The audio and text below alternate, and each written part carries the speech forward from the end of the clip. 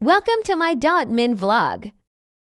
Hello everyone, আসসালামু আলাইকুম। কি অবস্থা সবার? জানি এই গরমের মধ্যে কারো অবস্থাই ভালো নয়, বাট কি আর করার, যতই গরম থাকুক না কেন খাবার খাওয়া তো আর বন্ধ করা যাবে না। তো আজকে আমি এখানে বানাবো দুইটা আইটেমের খাবার, চিকেন ফ্রাই অ্যান্ড হচ্ছে রুটি। আর এই রুটিটা একটু স্পেশাল ভাবে বানাবো। আর আমি তো আগেই বলেছি, রান্না করার আগে যদি রান্না করার সব উপকরণ একসাথে তৈরি করে নেওয়া হয় তাহলে কিন্তু রান্না করাটা খুব ইজি হয়। আজকে আমি যে দুইটা আইটেম তৈরি করব এইগুলো জানতে হলে কিভাবে কি করতেছি তো সম্পূর্ণ ভিডিও কিন্তু দেখতে হবে। তো চলো কথা না বাড়িয়ে আমরা মূল কাজে চলে যাই। যেহেতু আমি চিকেন ফ্রাই করব তো এর জন্য আমি আগে থেকে দুইটা লেগ পিস অ্যান্ড হচ্ছে ব্রেস্টের পিস নিয়ে নিয়েছি। আর ব্রেস্টের পিস গুলো আমার বাবা মার জন্য অ্যান্ড হচ্ছে লেগ পিস আমি অ্যান্ড আমার ছোট বোন খাবো, যেহেতু লেগ পিসে হাড্ডি থাকে আর হাড্ডিটা আমি আমার ছোট বোন অনেক পছন্দ করি। চিকেন ফ্রাই করার জন্য আমি এখানে যা যা মশলা দরকার সবগুলো একত্রে মিশিয়ে দেন হচ্ছে কিছুক্ষণের জন্য ভালোভাবে মিশিয়ে নিচ্ছিলাম। দেন হচ্ছে এক এক করে চিকেনের টুকরোগুলো দিয়ে দিচ্ছিলাম। আর হ্যাঁ, এখানে কিন্তু আমি অনেক রকমের মশলা অ্যাড করেছি। ফার্স্টে যে আমি পেস্টটা তৈরি করেছিলাম সেখানে আমি পেঁয়াজ, আদা, রসুন, দেন হচ্ছে কাঁচামরিচ, soya sauce, tomato sauce and হচ্ছে দুধ দিয়ে দিয়েছিলাম। গুলো সবগুলো দিয়ে দেন হচ্ছে মশলার সাথে ভালোভাবে মেখে রাখবো 30 মিনিটের জন্য, যেন মাংসর ভিতরে ভালোভাবে মশলাগুলো যায়। চিকেনের চাপড়াই শেষ হওয়ার পর এখানে আমি মেজারমেন্ট কাপের 3 কাপ ইস্ট নিয়ে নিয়েছিলাম। দেন হচ্ছে হালকা গরম পানি দিয়ে দিয়েছিলাম। আর হ্যাঁ, ইস্টটাকে ভালোভাবে গলিয়ে নিতে হবে গরম পানি দিয়ে। দেন এখানে আমি মেজারমেন্ট কাপের 4 কাপ ময়দা নিয়ে নিয়েছিলাম। দেন হচ্ছে 1 কাপ অয়েল দিয়ে দিয়েছিলাম। দেন সবকিছু দেওয়ার পর সুন্দর করে আটার ডোটাকে তৈরি করতে হবে। আর দেখো কতটা স্মুথ হয়েছে। দেন এখানে গরম পানি দিয়ে সুন্দর করে মেখে নিয়েছিলাম। আর হ্যাঁ, রুটির ডোটা যত সফট হবে রুটিটা খেতেও কিন্তু ততই মজা হবে।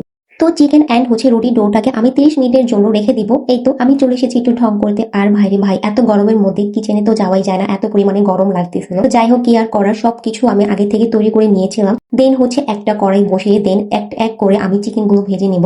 ফার্স্টে আমি একত্রে দুইটা লেগ পিস দিয়েছিলাম, জায়গা হচ্ছিল না। দেন হচ্ছে আমি একটা একটা করে ভেজে নিয়েছিলাম। আর হ্যাঁ, এই চিকেন গুলো কিন্তু লো আঁচে ভাজতে হবে যেন মাংসর ভিতরে মশলাগুলো যায় এবং তেলগুলো ভালোভাবে যে সিদ্ধ হয়। প্রথমে আমি যেহেতু লেগ পিসটা ভেজে নিয়েছিলাম, দেন আমি এক এক করে ব্রেস্টের পিস গুলো দিয়ে দিয়েছিলাম। আর হ্যাঁ, ব্রেস্টের পিস গুলো কিন্তু আরো ভালোভাবে ভাজতে হবে, কারণ এটা কিন্তু অনেক মোটা।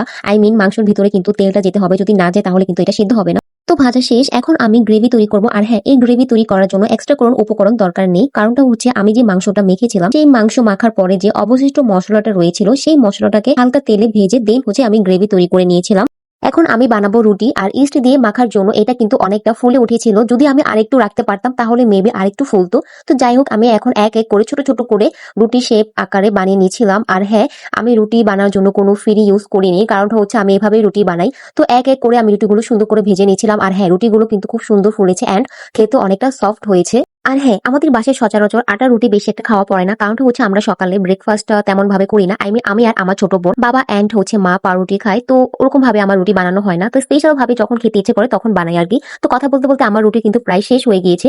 তো আমি এখানে 8টা রুটি বানিয়েছিলাম। আমরা হচ্ছে ঘরের সদস্য 4 জন, এই জন্য আমি 8টা রুটি বানিয়েছিলাম। আর আমাদের বাসায় তেমন কেউ এরকম ভাবে রুটি খায়ও না।